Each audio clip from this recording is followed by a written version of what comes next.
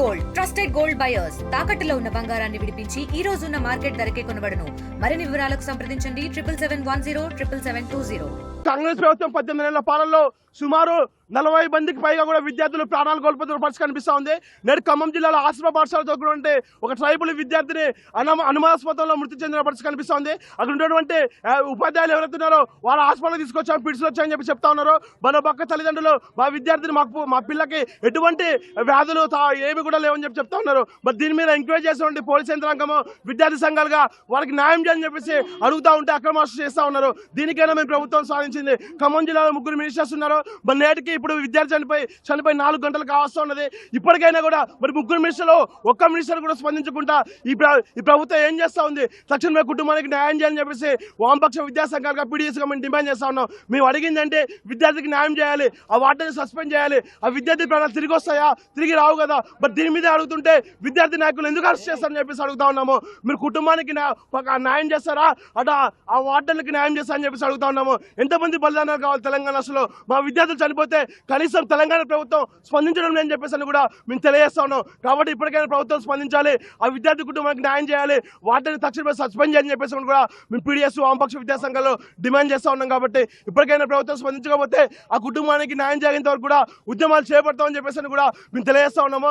అదేవిధంగా పోలీసు యంత్రాంగానికి ఒకటే తెలియజేస్తా ఉన్నాము, మేము మా విద్యార్థి పక్షాన్ని న్యాయం కోసం డిమాండ్ చేస్తా ఉన్నాము. మీ న్యాయం కోసం నిలబడాలనుకుంటే మమ్మల్ని అరెస్ట్ చేయడం కాదు, ఆ వార్డెన్ ఎవరుతున్నారో ఆమెను అరెస్ట్ చేసి స్టేషన్లో పెట్టండి, ఎంక్వైరీ చేయండి, ఆమెను సస్పెండ్ చేయించాలని చెప్పేసి మీరు న్యాయం చేయండి, న్యాయం కోసం పోవడం చేయాలని చెప్పేసి కూడా మేము ఈ సందర్భంగా తెలియజేస్తా ఉన్నాము. ఎవరైతే అమ్మాయి చనిపోవడం జరిగిందో, అమ్మాయి మూడంపావు ప్రాంతంలో వాళ్ళు పరీక్షలు రాస్తున్న సమయంలో తల ఒకవైపు ఒరిగించడం వల్ల వీళ్ళంతా పిల్లలు వారికి చెప్పిన వెంబడే అక్కడ ఉన్న వార్డెన్ గారు, ఏఎన్ఎం గారు ఆమె చేతిలో తాళపు చేతులు పెట్టడం జరిగింది, ఫిట్స్ వచ్చినాయనే భావనతో. దాని తర్వాత ఆ అమ్మాయిని హాస్పిటల్కి షిఫ్ట్ చేయడానికి అక్కడ ఎవరో తల్లిదండ్రులు వస్తే వారితో ఒక 2 వీలర్ మీద ముందుగా హాస్పిటల్ పట్టుకొద్దామనుకుంటే ఆ అమ్మాయి సైకిల్ మోటార్ మీద కొంచెం అంటే ఆమె ఇట్లా ఏమంటారు జంప్ చేయడము, ఎగరడము,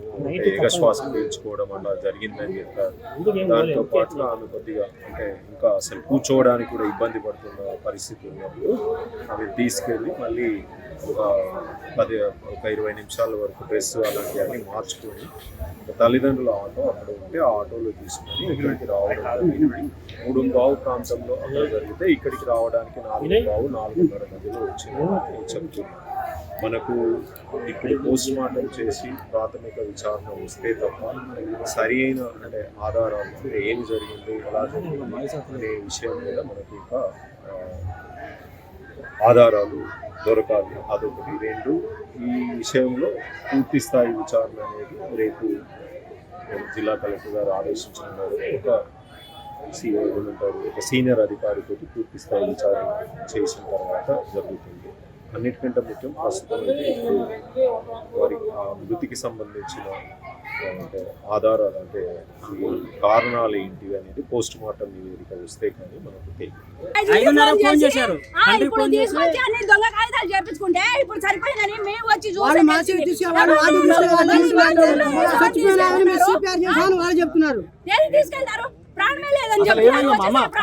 అసలు ఏం జరిగిందమ్మా? మీకు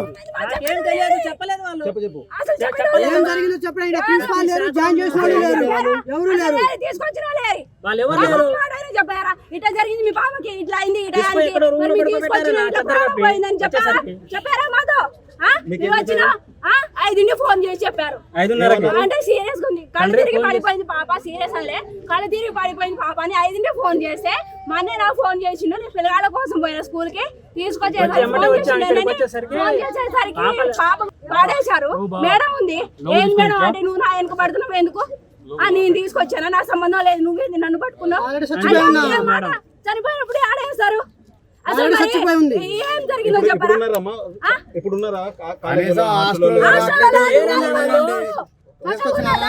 స్కూల్లో